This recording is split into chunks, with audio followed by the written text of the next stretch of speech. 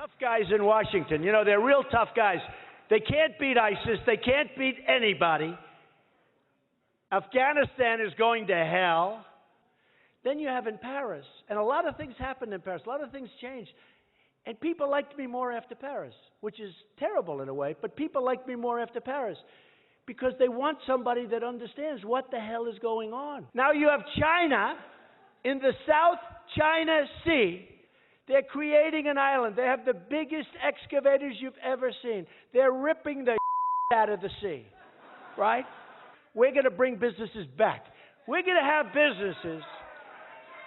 We're going to have businesses that used to be in New Hampshire that are now in Mexico come back to New Hampshire, and you can tell them to go themselves.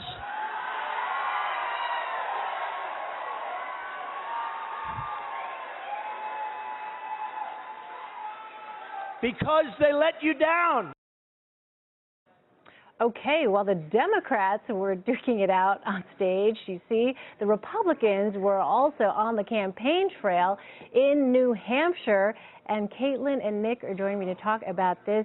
Interesting to hear Donald Trump, who's up, you know, I mean, it was, I guess, not surprising, but he's back in his Trumpian form. Yes, we're not in Iowa anymore. No. We are full on to New Hampshire, where this brash style really, you know, can work for him. It's an amazing, we were talking earlier, turn of events. We saw, you know, Monday night him being gracious and showing some signs of humility, exactly. And then, you know, a few hours later, turning back to Ted Cruz, going after whether his Iowa win was legitimate and all of that. So I personally think that Trump should have just kept on his kind of high road. He's leading by a significant margin in New Hampshire. I think that could have, you know, could have appealed that way.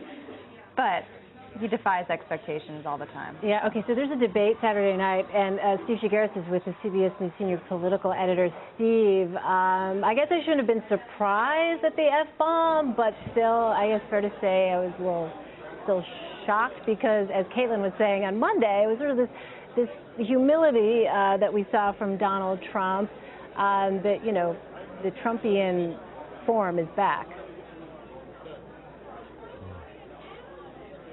Yeah, I guess it depends on which hour you're looking at him, right? He was sort of humble, and then he came back with the aggressive attacks against Cruz, and then tonight he was dropping some pretty aggressive language in his event. You know, this is an urgent time for him. This is, you know, he just came in second in Iowa, where I think he felt, and a lot of folks felt, that he would win, and he's got to do what he can do to try to win New Hampshire, because if he doesn't win here, there's going to be some real questions about whether he's going to want to go forward after this.